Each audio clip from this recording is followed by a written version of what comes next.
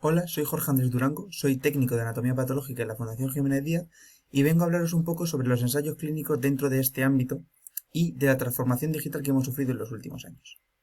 Para empezar, quiero empezar hablándoos de los tipos de ensayos clínicos. La mejor manera de entender el ensayo tipo básquet es imaginarnos un tratamiento, el cual es una cesta. En esa cesta vamos a meter, da igual el tipo de órgano, todos los tumores que tengan una mutación o un biomarcador en común. Con esto conseguimos saber si ese fármaco es eficaz para evitar ese tipo de crecimiento tumoral. El otro tipo de ensayo es el tipo Umbrella. En los ensayos tipo Umbrella se estudia un único tipo tumoral, al cual se le dan diferentes tratamientos en base a biomarcadores o mutaciones en particular. Con esto conseguimos evaluar muchos tratamientos dentro de una sola histología. ¿Cuáles son las fases de un ensayo clínico? Bueno, son 4 y ahora las veremos con un poco más de detenimiento, pero tenéis que quedaros con la idea principal, y es que un ensayo clínico no avanza de fase, sino que avanza el tratamiento. Cuando un ensayo clínico empieza, también acaba. Y si ese tratamiento ha sido efectivo, se plantea abrir un nuevo ensayo de fase 2 para conseguir estudiando ese tipo de tratamiento.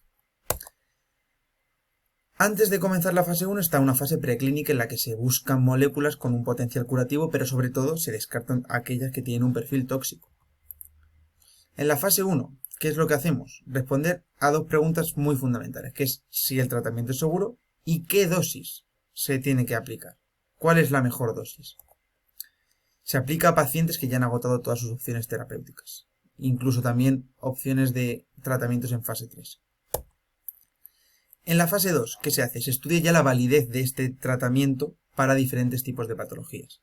¿Cuál es el efecto del tratamiento en la enfermedad? Y se da en pacientes con una progresión avanzada de la enfermedad también. La fase 3 es la fase antes de la comercialización, por lo que se hace, obviamente, es compararlo con el tratamiento estándar que se aplica normalmente a esa enfermedad. ¿Cómo se incorpora ese tratamiento a la atención médica? Y ¿cómo se hace este tipo de estudio? Se selecciona un grupo de estudio, a la mitad de ellos se les aplica el tratamiento y a la otra mitad no. El paciente no va a saber si está recibiendo el tratamiento o no. Con esto se consigue saber si de verdad ese fármaco ayuda a curar la enfermedad y si de verdad el grupo control progresa en la enfermedad como debería ser ante una enfermedad que no está recibiendo tratamiento ninguno.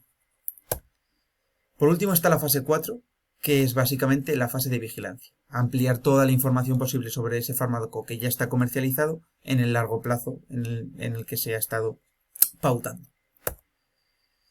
Bueno, ¿cuál es mi labor dentro de esta cadena de trabajo?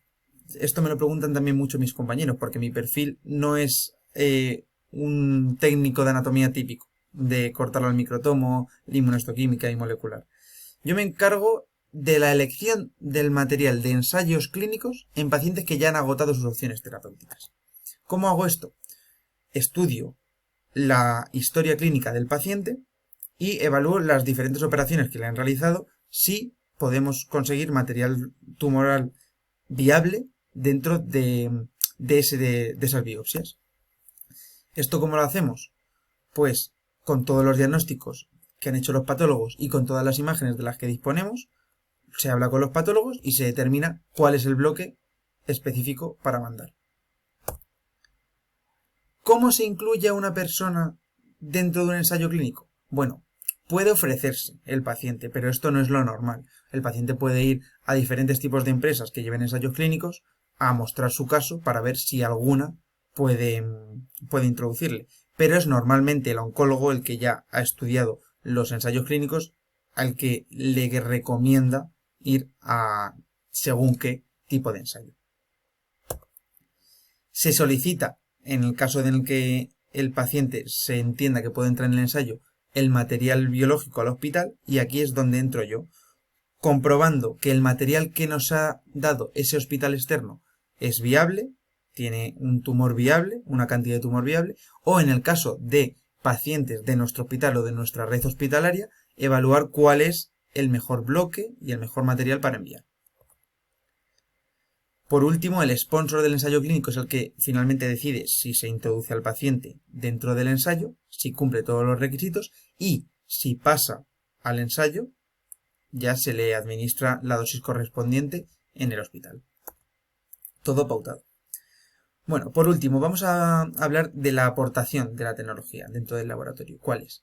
Bueno, permite una cuantificación geométrica de las lesiones, permite evaluar unos porcentajes tumorales, permite evaluar el número de células, el número de celularidad tumoral y ayuda a la hora de hacer la macrodisección de la muestra, que es el primer paso a la hora de realizar todos los procesos moleculares a los que se ven sometidos estas muestras biológicas.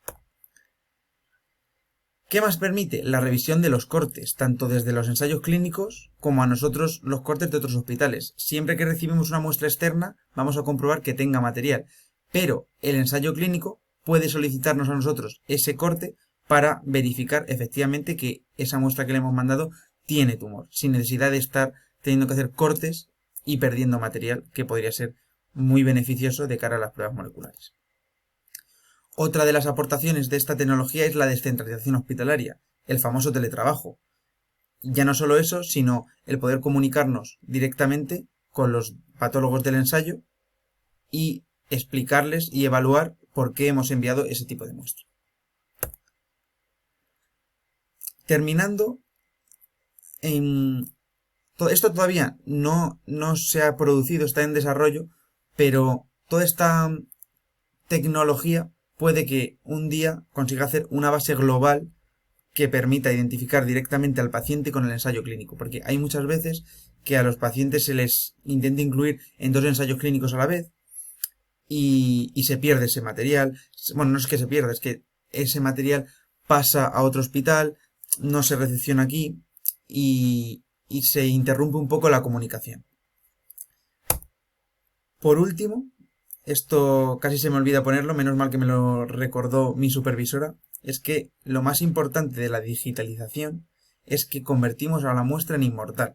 Es decir, que aunque sufra el deterioro inevitable del tiempo, esa imagen va a estar siempre ahí, tanto para una revisión de la enfermedad como para un posible estudio futuro. Bueno, si tienen cualquier duda pueden preguntármela. Mi nombre es Jorge Andrés Durango y espero que les haya gustado. Muchas gracias.